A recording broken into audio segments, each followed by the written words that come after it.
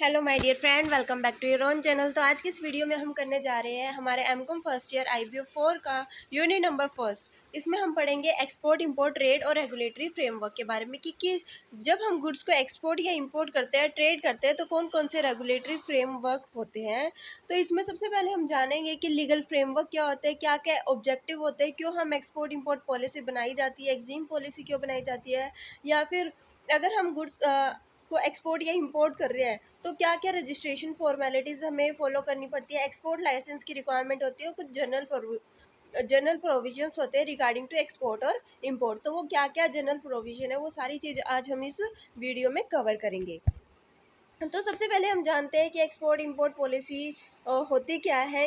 In a developing country like India, trade policy is one of the many economic instrument which is used to suit the requirement of the economic growth।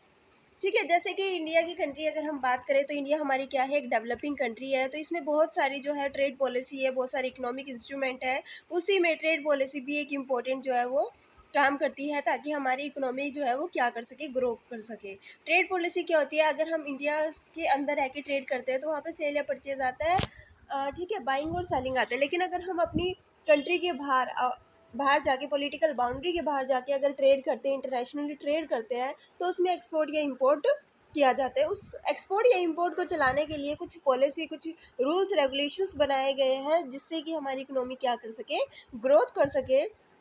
The twin objective of India trade policy have been to promote export, यानी कि जो हमारे policy जो बनाई है हमने, इस policy को बनाने का क्या ऑब्जेक्टिव है। बेसिकली इस पॉलिसी को बनाने के दो ऑब्जेक्टिव है। फर्स्ट ऑब्जेक्टिव है कि हम अपने एक्सपोर्ट को प्रमोट करें, एक्सपोर्ट को बढ़ावा दें। जब हमारा एक्सपोर्ट होगा तभी तो हमारी कंट्री में फॉरेन करेंसी आएगी, और तभी हमारा बैलेंस ऑफ पेमेंट और बैलेंस ऑफ ट्रेड क्या होगा, बैलेंस हो पाएगा। And to restrict the level of import to the level of foreign exchange available to the government. साथ ही साथ हमें ये कहा गया, जो हमारा दूसरा ऑब्जेक्टिव है, फर्स्ट ऑब्जेक्टिव तो ये था कि एक्सपोर्ट को प्रमोट किया जाए। सेकंड ऑब्जेक्टिव ये है कि जो हमारा इंपोर्ट है उस पर रिस्ट्रिक्शन लगाई जाए, क्योंकि जो हमारा इंपोर्ट है, इंपोर्ट अगर हम करते हैं बाहर की कंट्री से अपनी कंट्री में, तो हमारी कंट्री से फॉरेन एक्सचेंज बाहर की कंट्री में जाता है, जिससे कि हमारा बैलेंस ऑफ पेमेंट जो है वो डेफिसिट शो कर सकता है। The basic problem of a country like India happen to be the non-availability or shortage of crucial input like industrial raw material, capital goods and technology. The problem can be removed only by import। लेकिन हम तो कह रहे हैं कि import पे restriction लगाया जाए, क्योंकि इंडिया में अगर इंपोर्ट होगा तो फॉरेन एक्सचेंज बाहर जाएगा। लेकिन इंपोर्ट इसलिए किया जाता है क्योंकि इंडिया में कुछ रॉ मटेरियल होती है जो जिनकी कमी होने की वजह से, जिन इनपुट्स की कमी होने की वजह से हम बाहर की कंट्री से अपनी कंट्री में इंपोर्ट करते हैं।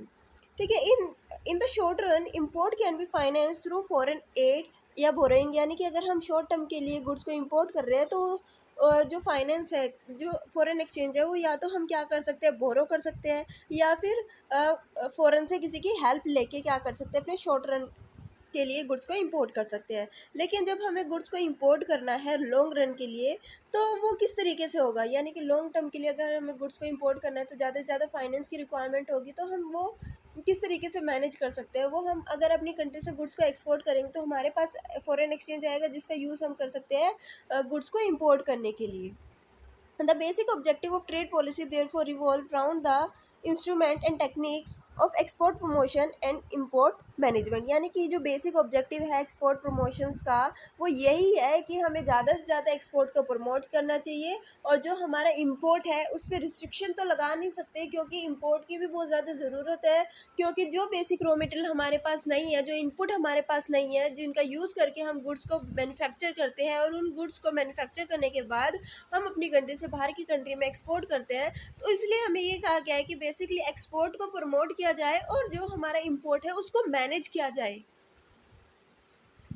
उसके बाद है कुछ लीगल फ्रेमवर्क है, उसके बारे में जान लेते हैं कि कौन कौन से लीगल फ्रेमवर्क बनाए गए हैं ताकि हमारे एक्सपोर्ट या इंपोर्ट को बढ़ावा दिया जाए।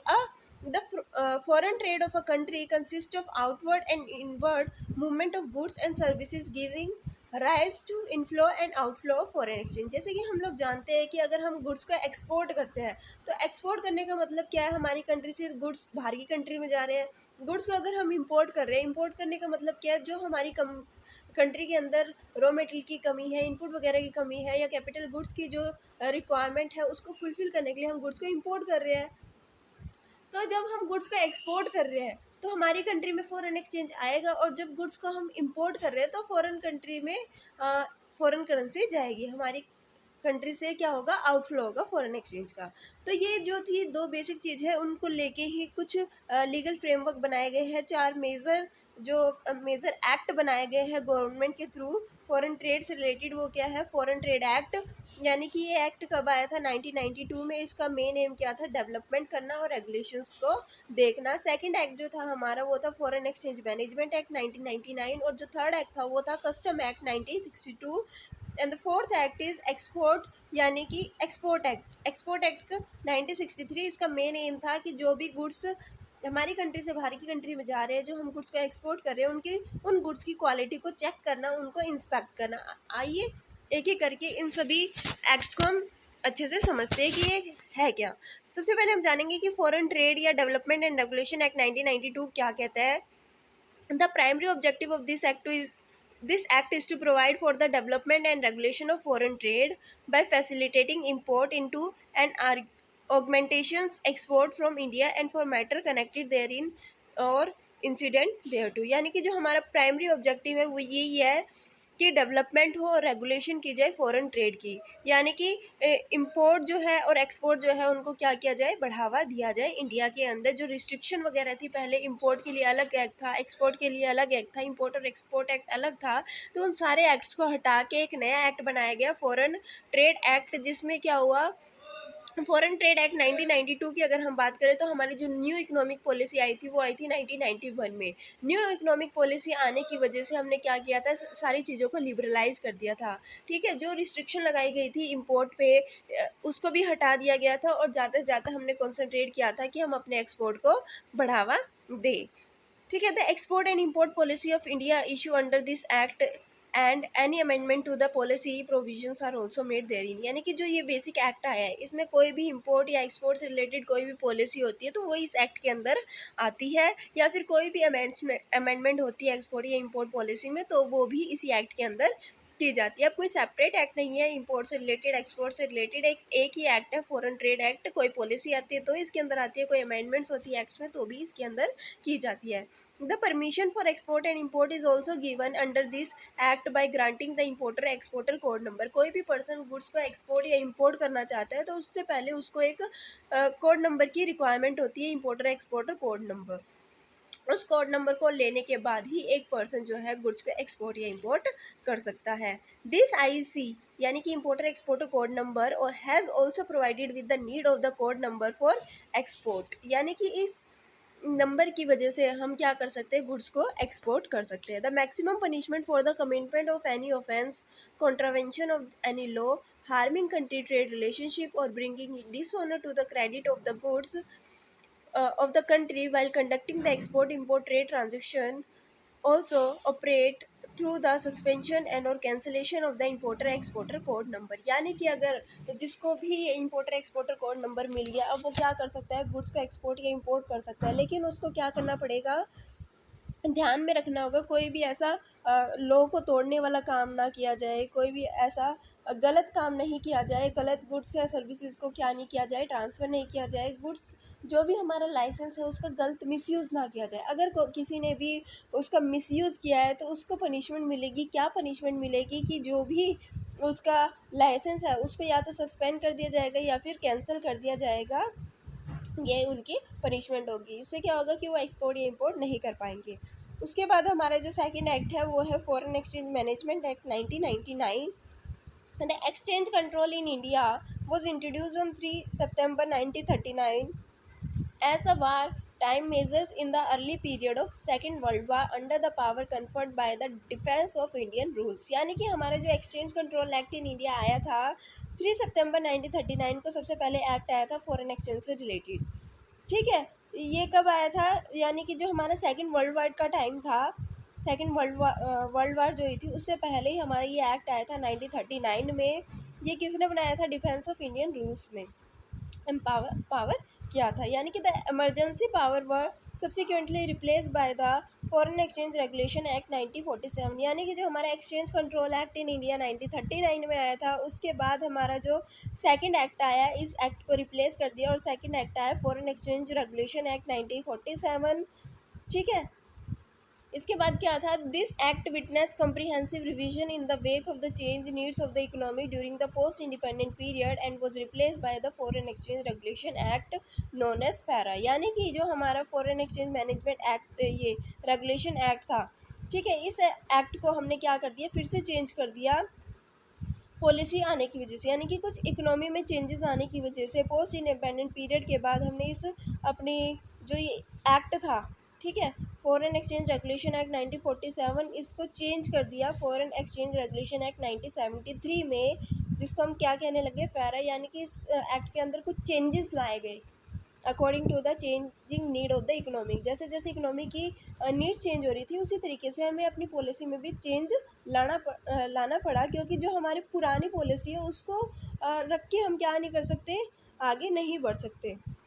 The onset of the era of the liberalization, उसके बाद क्या हुआ, 1991 में हमारा लिबरलाइजेशन पॉलिसी आई। लिबरलाइजेशन में जब हमने सारे सेक्टर्स को ओपन अप कर दिया कि बाहर की कंट्री आके हमारी कंट्री में ट्रेड कर सकती है और हम बाहर की कंट्री में जाके ट्रेड कर सकते हैं, कोई रिस्ट्रिक्शन, कोई प्रॉब्लम नहीं होनी चाहिए। तो उस एक्ट के आने की वजह से जो हमारी इकोनॉमी में थी, फिर से एक बार चेंजेस आए। इस चेंज आने की वजह से हमने क्या किया कि एक नया एक्ट बनाया, जो था हमारा फॉरेन एक्सचेंज मैनेजमेंट एक्ट 1999।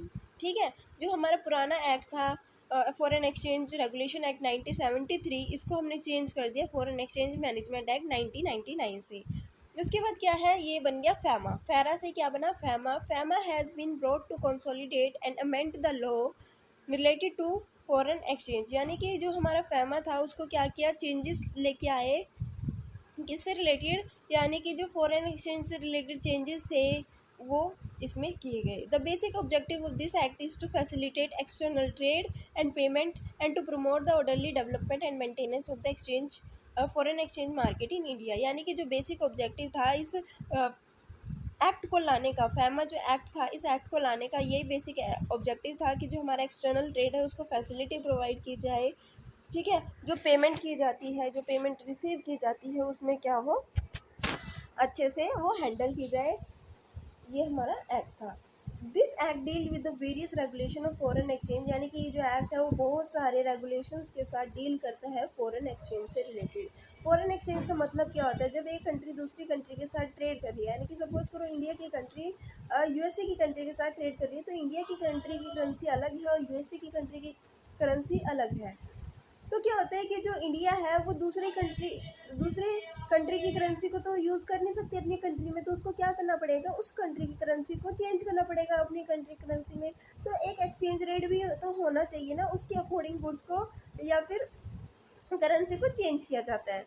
तो ये एक्ट आया था कि this act deal with the various regulation of foreign exchange से रिलेटेड बहुत सारे रूल्स या रेगुलेशन से उनसे रिलेटेड ये क्या करता है, डील करता है। Like holding and transaction of foreign exchange, यानी कि होल्डिंग से रिलेटेड ट्रांजेक्शन जो भी हमने की फॉरेन एक्सचेंज से related, export of goods and services, realisation and return of foreign exchange.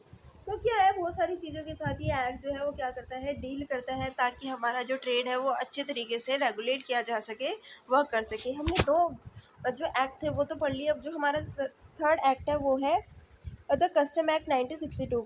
Custom Act 1962 came into operation on 30 December 1962, replaced the earlier three acts known as Sea Custom Act 1878, Land Custom Act 1924, and the Aircraft Act 1934. each one of which was related to a particular mode of transaction, यानी कि transportation. यानी कि पहले क्या होता था, पहले तीन अलग अलग एक्ट थे, यानी कि according to the transportation system, जैसे हमारा ट्रांसपोर्टेशन सिस्टम अलग है उसी तरीके से जो हमारे एक्ट थे हर एक ट्रांसपोर्टेशन के अकॉर्डिंग अलग अलग एक्ट बनाए गए थे। लेकिन इन सारे एक्ट को हटा के सिर्फ एक एक्ट लाया गया, custom act 1962। This comprehensive act provides the legal framework, guideline and procedure related to all situation emerging from the export and import trade transaction। यानी कि जब भी हम गुड्स को क्या करते हैं, एक्सपोर्ट या इंपोर्ट करते हैं, ठीक है, गुड्स को जो भी हम गुड्स को एक्सपोर्ट या इंपोर्ट करते हैं तो उससे रिलेटेड कुछ लीगल फ्रेमवर्क बनाए गए, कुछ रूल्स या प्रोसीजर्स को बनाया गया जिसको हमें फॉलो करना है जब भी हम गुड्स को एक्सपोर्ट या इंपोर्ट करेंगे। यानी कि इन गुड्स को फॉलो करके हम क्या कर सकते हैं, एक्सपोर्ट या इंपोर्ट कर सकते हैं। कस्टम एक्ट एक्चुअली में होता क्या है, इसका ऑब्जेक्टिव क्या है, क्यों इस एक्ट को लाया गया और पुराने 3 एक्ट को हटाया गया। The primary objective of this act are to regulate the genuine export and import trade transaction in keeping with the national economic policy and objective। यानी कि अगर हम गुड्स के एक्सपोर्ट या इंपोर्ट कर रहे हैं तो इकोनॉमी का कोई ना कोई पॉलिसी या कोई ना कोई ऑब्जेक्टिव है गुड्स के एक्सपोर्ट या इंपोर्ट करने का। ये देखना कि जो भी गुड्स या हमारी कंट्री में एक्सपोर्ट या इंपोर्ट हो रहे हैं वो जेन्युइन तो है ना, कोई स्मगलिंग वगैरह तो नहीं हो रही।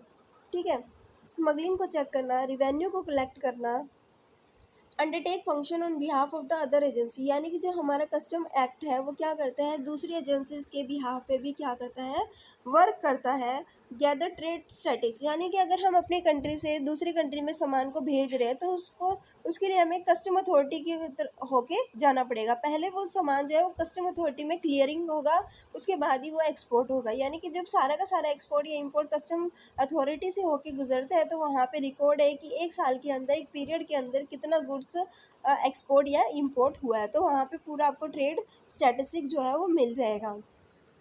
Detail about the rate and the nature of the custom duty leviable on any items as decided by the central government are specified in the first and the second schedule of the Custom Tariff Act 1975 with regard to import and export subsequently. यानी कि इसमें क्या कहा गया कि जो भी custom authority से होके कोई गुड्स एक्सपोर्ट या इंपोर्ट होता है तो वहाँ पे कुछ ना कुछ ड्यूटी लगाई जाती है। उस गुड्स पे क्या किया जाता है, कोई ड्यूटी लगाई जाती है और वो ड्यूटी कितनी लगेगी, क्या रेट होगा, किस तरीके के गुड्स पे कितनी ड्यूटी लगेगी, वो किस में डिफाइन किया गया। जो हमारा कस्टम टैरिफ एक्ट 1975 है उसमें ये डिफाइन किया गया कि किस तरीके के नेचर की गुड्स पे कितनी ड्यूटी जो है वो लगाई जाएगी।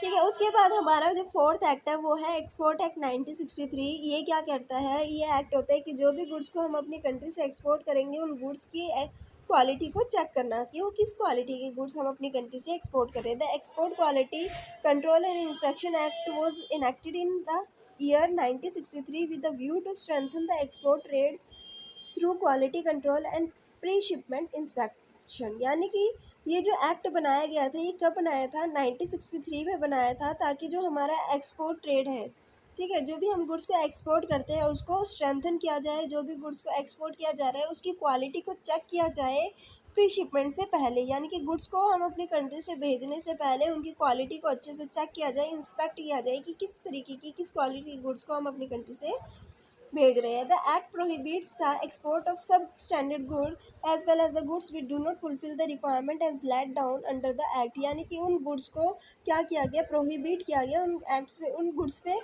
एक्सपोर्ट पे रोक लगाई गई जो क्या नहीं करते, जो एक्ट के कुछ भी रूल्स रेगुलेशंस को फॉलो नहीं करते। ठीक है, जो स्टैंडर्ड को मेंटेन नहीं करते। यानी कि हमारा मेन मोटिव है कि अगर हम अपनी कंट्री से गुड्स को एक्सपोर्ट कर रहे हैं तो वो अच्छी क्वालिटी के होने चाहिए ताकि हमारे बाहर की कंट्री में एक स्टैंडर्ड मेंटेन रह सके कि हाँ इंडिया की कंट्री के अंदर से अच्छी क्वालिटी के गुड्स आते हैं। For smooth operation of the export quality control and inspection act 1963 the government of India establishes the export inspection council on January 1, 1964 and the export inspection agency. यानी कि गवर्नमेंट ने क्या किया है, दो एजेंसीज को एस्टेब्लिश किया गया है। कौन कौन सी दो एजेंसीज हैं, वो है, एक तो है एक्सपोर्ट इंस्पेक्शन काउंसिल और दूसरी है export inspection agency. Export inspection council का काम होता है एडवाइस देना गवर्नमेंट को related to the quality control and inspection, और एक्सपोर्ट इंस्पेक्शन एजेंसी का काम होता है कि वो क्या करती है, इंस्पेक्ट करती है जो भी गुड्स एक्चुअली क्या किए जाएंगे, एक्सपोर्ट किए जाएंगे, उनकी एक्सपोर्ट वर्दीनेस सर्टिफिकेट मिल जाता है उन गुड्स को जिनका इंस्पेक्शन हो जाता है कि वो गुड्स एक्चुअली में किस क्वालिटी के हैं। ठीक है, the purpose of upgrading the quality of product under the current export-import policy so as to project the image of the country as the producer and exporter of the world-class quality product. यानी कि main motive क्या होता है goods को इस act के अंदर लाने का, एक्सपोर्ट एक्ट। यानी कि इस एक्ट का मेन मोटिव यही है कि जो भी गुड्स हमारी कंट्री से दूसरी कंट्री में एक्सपोर्ट किए जा रहे हैं उनको क्वालिटी को चेक करना और ये देखना कि किस क्वालिटी की गुड्स हम अपनी कंट्री से एक्सपोर्ट कर रहे हैं। Main objective of export import policy, यानी कि अब देखेंगे कि जो भी हम गुड्स को एक्सपोर्ट या इंपोर्ट कर रहे हैं उसको करने का पीछे क्या ऑब्जेक्टिव है। Government control import of non essential items through an import policy. Government क्या करती है, कंट्रोल करती है import of non essential items through an import policy.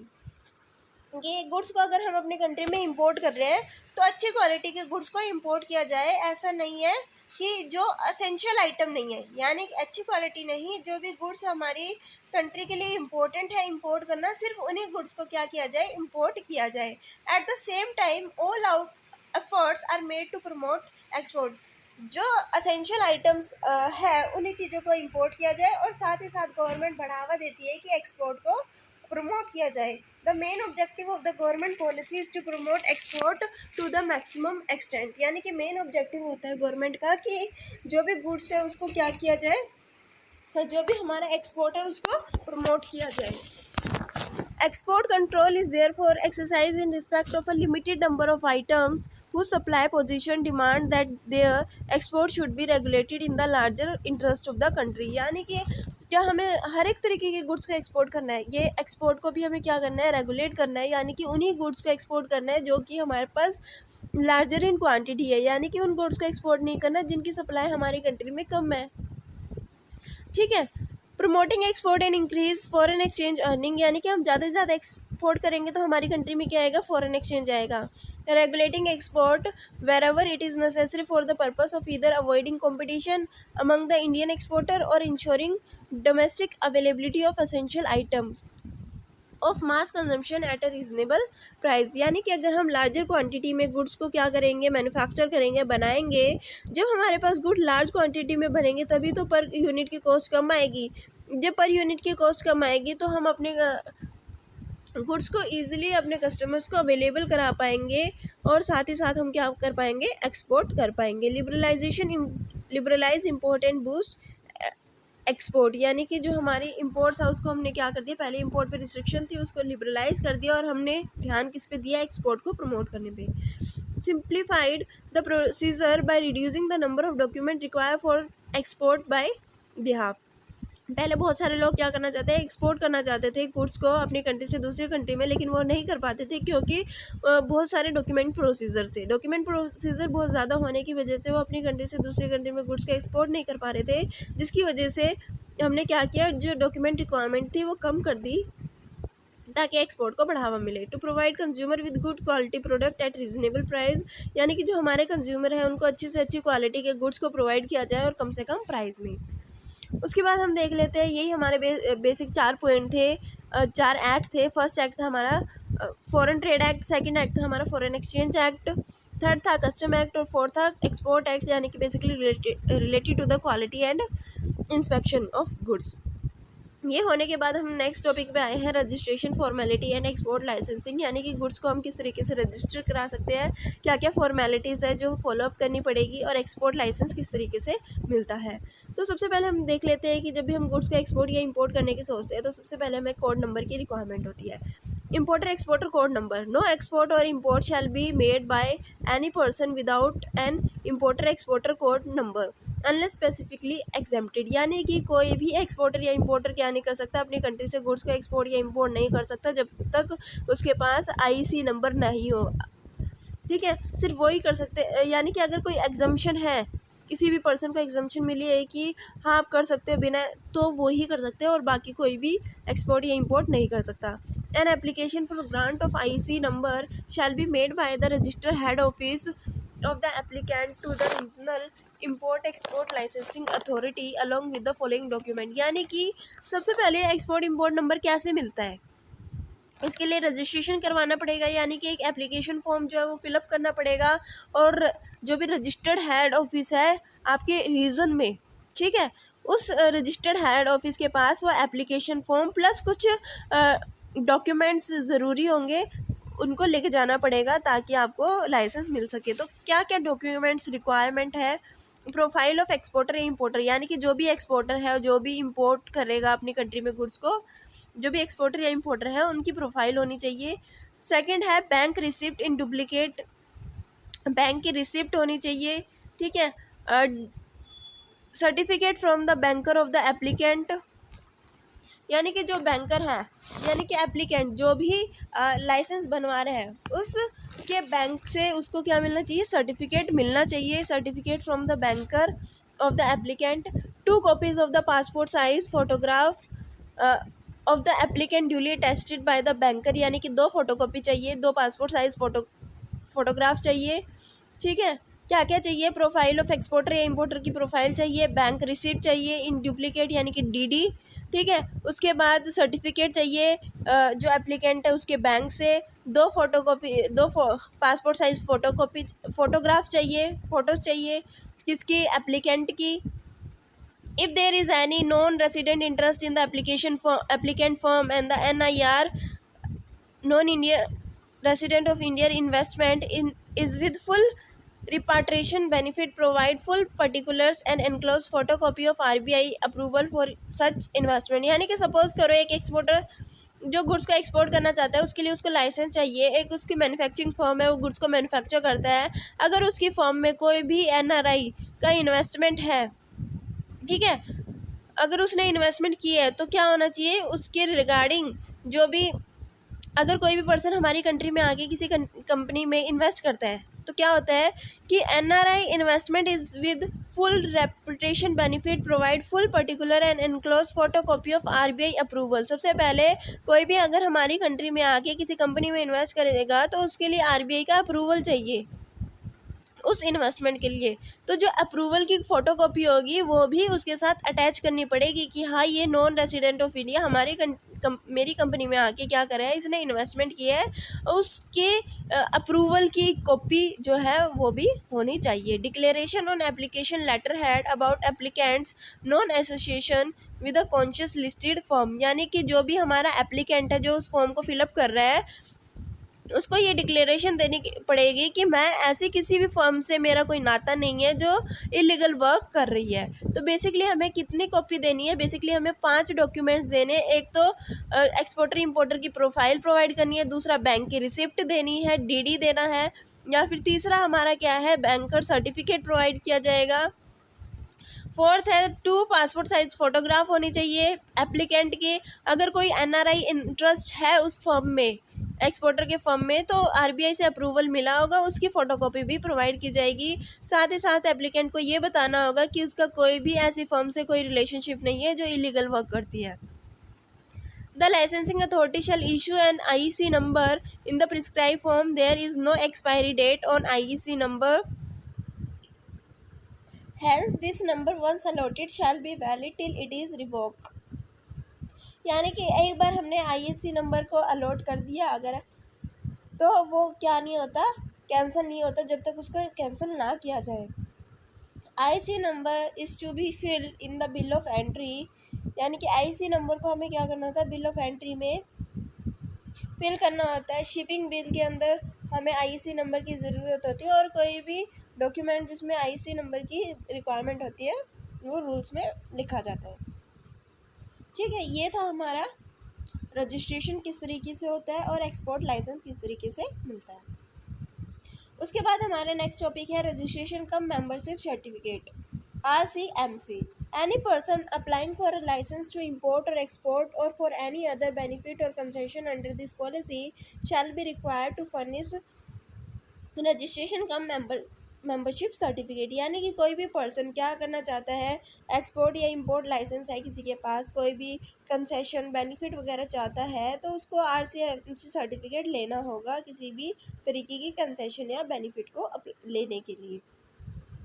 Export of the registered exporter having valid RCMC will only qualify for the benefit provided in the EXIM policy. EXIM policy के अंदर बहुत सारे benefit provide किए गए हैं, ये benefit उन्हीं लोगों को मिलेंगे जो कि जिस रजिस्ट्रेशन है, जिसके पास लाइसेंस है, साथ ही साथ RCMC सर्टिफिकेट है, वैलिड सर्टिफिकेट है, उसी को ये एग्जिम पॉलिसी के बेनिफिट्स या कंसेशन मिलेंगे। उसके बाद हम देख लेते हैं एक्सपोर्ट लाइसेंसिंग होता क्या है।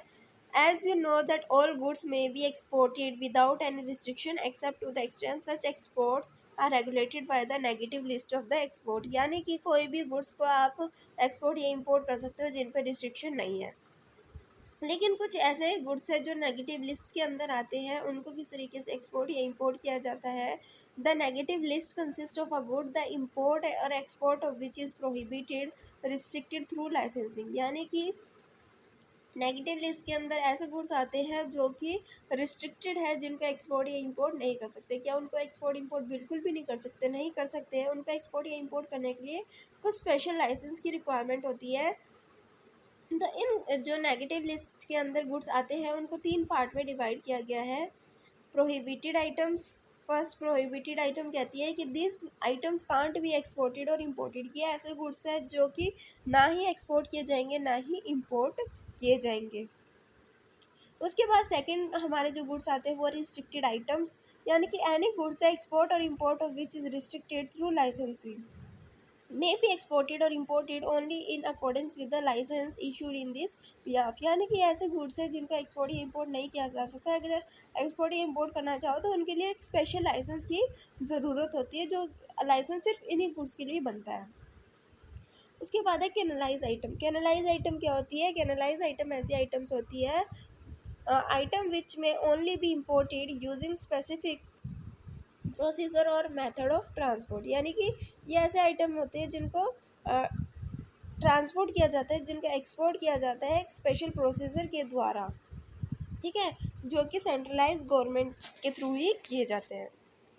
तो ये टॉपिक था हमारा यहीं तक। आई होप आप सभी को समझ में आया हो और आप सभी को ये वीडियो अच्छी लगी हो, जिसमें हमने अभी तक पढ़ लिया है ये हमारा एक्सपोर्ट इंपोर्ट लीगल फ्रेमवर्क क्या होते हैं, ठीक है। उसके बाद हमने पढ़ा कि हमारा रजिस्ट्रेशन किस तरीके से होता है, एक्सपोर्ट लाइसेंस क्या होता है और RCMC सर्टिफिकेट क्या होता है। आई होप ये वीडियो आपको अच्छी लगी है। वीडियो अच्छी लगी तो वीडियो को लाइक शेयर और सब्सक्राइब करना मत भूलिएगा। And thanks for watching.